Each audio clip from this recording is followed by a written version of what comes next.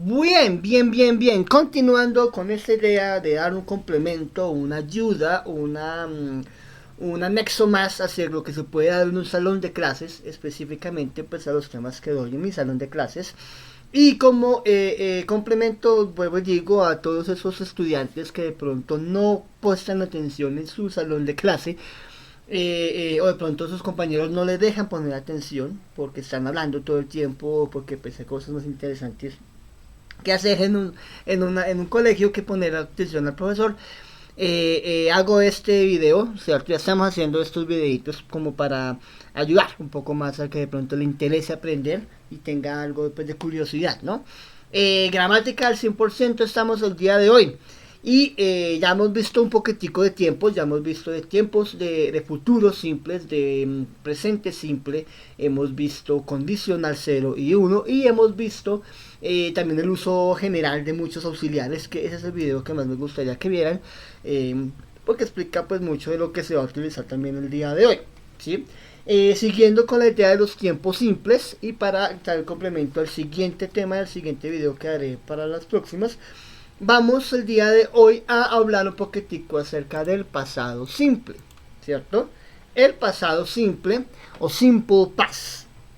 ¿Para qué sirve ese señor? Ese señor lo vamos a utilizar para acciones sucedidas en el pasado, cosas pues que ya no van a suceder, cosas que pasaron una única vez. Esto, sí, pues tenemos unos ejemplos como yo comí ayer. ¿Cuándo comí? Pues ayer. Obviamente pues tal vez hoy vuelva a comer, tal vez mañana vuelva a comer, pero pues por ahora lo único que nos interesa es el acto de lo que pasó ayer, que fue comí ayer. Ella cantó la semana pasada, nosotros cocinamos en la mañana. Puede ser un acto un poquitico más reciente, puede ser un acto muy lejano, guerras mundiales, descubrimientos de continentes y demás, todos actos en pasado, ¿no? Que sucedió pues digamos lo que vamos a hablarlo en un solo momento, una sola vez, una sola ocasión. La estructura, como todos los tiempos simples, la estructura es sujeto, verbo y complemento. La única es que el sujeto, el verbo va a estar en pasado. Eso es lo que vamos a tener en cuenta en esto, ¿cierto? Vamos a utilizar mucho el verbo pasado. De resto, tal como veíamos en el futuro simple, como vemos en el presente simple, vamos a utilizar algo muy similar, sujeto, verbo y complemento. Y cuando vamos a negar, vamos a utilizar auxiliar. Bien, cuando hacemos una negación, cuando hacemos una pregunta, el auxiliar, que en este caso va a ser did. Si se dan cuenta, si lo miran por ahí, si son curiositos y ven algunas cosas, se van a notar pues que el verbo did es el pasado del verbo to. Entonces, después de mirar todo lo relacionado con el did, que sé que nos va a dar la pauta para hacer las oraciones en pasado, sobre todo negación y pregunta, ¿cuál sería la dificultad que tendremos y cuál es lo que nos tenemos que aprender más cuando hacemos una oración en pasado? Estos pequeñitos de acá, los verbos, que es lo más importante para esto, porque es lo que nos toca tenerle más en cuenta. Resulta que tanto en el inglés como en el español hay distintos tipos de verbos. Y una de las clasificaciones que se pueden tener son los verbos regulares y los verbos irregulares. ¿Cuáles son los verbos regulares? Son fáciles. ¿Por qué? Porque tienen una regla. Usted quiere conjugar este verbo en pasado, simplemente aplica una regla que nos enseñaron hace muchísimos años cuando éramos pequeñitos. Esta regla nos decía que el verbo, en este caso por ejemplo el verbo jugar, cuando terminaba en AR, y yo lo quería conjugar con yo, le poníamos una E y una tilde, ¿cierto? Con tú era un aste, con usted, con él, con ella era terminarlo en O, con tildado, ¿cierto? Jugamos en pasado, jugaron en pasado. Hay unas terminaciones específicas que nosotros nos aprendimos cuando éramos pequeños. En el inglés pasa algo similar, pero muchísimo más fácil, que es simplemente le agregamos la E y la D a este tipo de verbos, que son los que consideramos verbos regulares. Siguen una regla para poder hacerse, ¿cierto? En este caso el verbo play, que es el mismo verbo jugar, simplemente le pusimos ed, no importa con quién, si fue yo, tú, él, ella, quien sea, siempre le pusimos una ed. Como ejemplo, ¿qué vamos a hacer en estas oraciones? Tenemos, los niños jugaron ayer, algo que pasó el día de ayer. Kids played yesterday. El verbo play va a estar en pasado, ¿cierto? Y el sujeto va a estar normal. Si vas a hacer una negación, los niños no jugaron ayer, Utilizaré el auxiliar, en este caso el did, lo combino con el not y quedaría que didn't play yesterday. El verbo play queda en afirmación, queda en su forma base. Y cuando hacemos una pregunta, la pregunta la comenzamos con el auxiliar, en este caso did, y el verbo queda exactamente igual. Did kids play yesterday? Estos son que entonces los verbos regulares. Siguen una regla específica para poder llegar a armarse, para poder formarse. Y esto son bastante sencillos pues de saber, ¿no? ¿Cómo podemos llegar a saber cuándo un verbo regular? Sencillo, ¿no? Es los que no sean irregulares. ¿Listo? Y ahí nos vamos para la segunda parte. ¿Listo?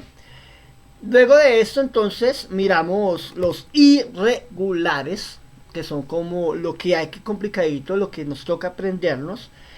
No tienen una regla, ellos hacen lo que se les da la gana. Y uno de ellos muy famoso que también nos pasa en el español es el verbo ir. El verbo ir es bastante irregular. ¿Por qué? Porque si usted lo quiere conjugar en español, usted lo cambia casi que completamente todo, ¿sí? El ir al fui, lo único que tiene de congruencia, de coincidencia es la i, donde eso todo cambió. Entonces, de ir pasó a fui, fuiste, fue, fueron, fue, fuimos, fueron, fue, ¿cierto? 5 formas distintas del verbo ir que me tocó aprenderme. En el inglés algo también es un poco complicado porque me toca aprenderme cuál es, pero solamente una vez, ¿cierto? Y lo repito siempre con los mismos personajes. I went, you went, he went, she went, we went, they went, it went. Y es básicamente la traducción que está más al frente. Ejemplos de estos verbos. ¿Cómo los podemos conjugar? Vamos a pasar lo mismo que hicimos con los regulares. Sujeto, verbo y complemento. Mi papá fue a París. My dad went to Paris. Verbo go en pasado. Mi papá no fue a París. Estoy negándolo. Entonces, ¿qué es lo que vamos a poner en negación acá? ¿Qué es lo que vamos a conjugar? El auxiliar did. Y el verbo queda igual. Go. My dad didn't go to Paris. Mi papá fue a París. Voy a hacer la pregunta. Did my dad go to Paris? Entonces, pues, ¿cómo comienzo? Con el auxiliar did y el verbo va a quedar en presente. ¿Listo? Eso es lo que digo con esto. Entonces tenemos en cuenta que los verbos irregulares no tienen una regla, no tienen una forma como específica de mirar, pero hay un patrón. ¿Listo? ¿A qué me refiero? Hay una similitud entre algunos. Entonces, si algunos terminan o se mueven de alguna manera, van a conjugarse de una manera muy similar. Y podemos conjugarlos, verlos en unas ciertas tablas. ¿Como cuáles tablas? Estas tablas las podemos clasificar de la siguiente manera. 2, acá, tabla número 1, ¿cierto? Nos dice el grupo que cambia la i, luego el pasado va a una a y luego el participio va en u. No hemos hablado todavía de participios, no podemos como adelantarlos demasiado, pero pues aquí ya los vamos a manejar un poquitico, ¿cierto? Entonces, begin, began, begun, ring, ran, run, sing, sang, sun, swim, swam, sun. Hay un patrón en eso, ¿cierto? Lo mismo con estos, todos los verbos que tienen una OW, usted va a ver que se van a cambiar con una EW y el participio va a ser OWN. Blow, blew, blown. Entonces, blow, el verbo soplar, blew, el verbo soplar en pasado y blown, el verbo soplar. ¿Listo? ¿Cuál es una excepción acá? Tenemos aquí el verbo fly.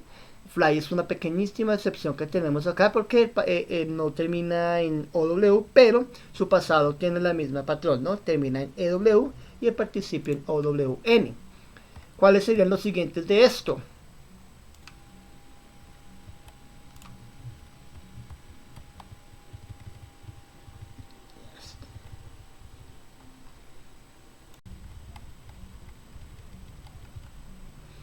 Otra tabla que podemos mirar, la tabla del grupo 3. Este grupo no cambia para nada, se caracteriza porque son verbos muy corticos: cut, sit, hit, cast, put, let, set y shot. Y estos pues simplemente el pasado van a ser y el participio van a ser exactamente iguales. El grupo 4, el grupo que termina en D, len, send, len, spend y ven, simplemente pasado van a terminar en una T. Muy sencillitos de conjugar. Los verbos que terminan OE, speak, terminan en spoke, spoken, ¿sí? Ahí les dejo un poquitico los pantallazos para que ustedes los vean y puedan darse cuenta, ¿no? Es bastante sencillo llegar a conjugarlos. Tenemos otros, los que terminan en out, ¿sí?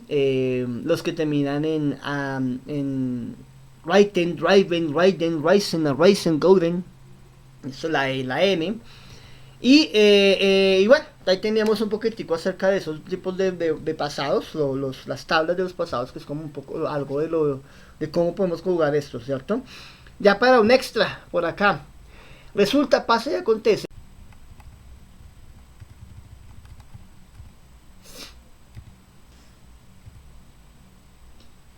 Ya para un extra punto, no hay una sola manera de expresar un pasado, ¿cierto? Hay unas cuestiones, como les había dicho, el pasado simple se va a manifestar cuando lo vamos a hablar una sola vez, algo que pasó una sola vez. Pero cuando era algo que hacíamos bastantes veces durante un tiempo, una rutina, algo que hacíamos o hicimos más de una vez, vamos a utilizar dos expresiones acá, ¿cierto? Entonces, when we talk about past, we can find several moments, podemos hablar de pasado con diferentes momentos y frecuencias en las que sucedieron, ¿cierto? Podemos hablar acerca de cosas que pasaron una vez, cosas que hicimos en una sola ocasión varias veces, o a cosas que eran muy consecutivas. ¿Listo? Usamos dos palabras que sirven de auxiliar. ¿Cuáles van a ser? El would y el used to. Con el would se va a conjugar el verbo y lo va a poner en un pasado. Vamos a para entenderlo un poquitico. Yo comí y yo comía. ¿Cuál es la diferencia esto en español? Yo comí, se entiende que fue un acto de una sola vez. Yo comí. ¿Sí? Estoy hablando de ese específico momento, en el que yo comía algo en específico que quiero relatar. Si digamos yo comía, era algo que estaba pasando, sí, es algo que sucedía no una sola vez, sino constantemente, ¿cierto? Y se va a utilizar el verbo would.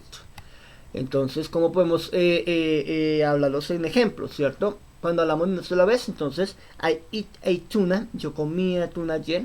Cuando hablamos de cosas que solíamos hacer, I used to eat tuna when I was a child. Solía comer atún cuando era niño, ¿cierto? Era algo que solía yo hacer antes. Y I would eat tuna sometimes, yo comía atún algunas veces, ¿cierto? Entonces también estamos hablando de un pasado que no pasó una sola vez, sino pues más de una ocasión. Acá un cuadro para ejemplificarlo un poquitico más. I used to feel, solía sentir. I would feel, yo sentía. I felt, yo sentí. She used to hug, she would to hug, she hug. We used to spend, we would spend, we spend.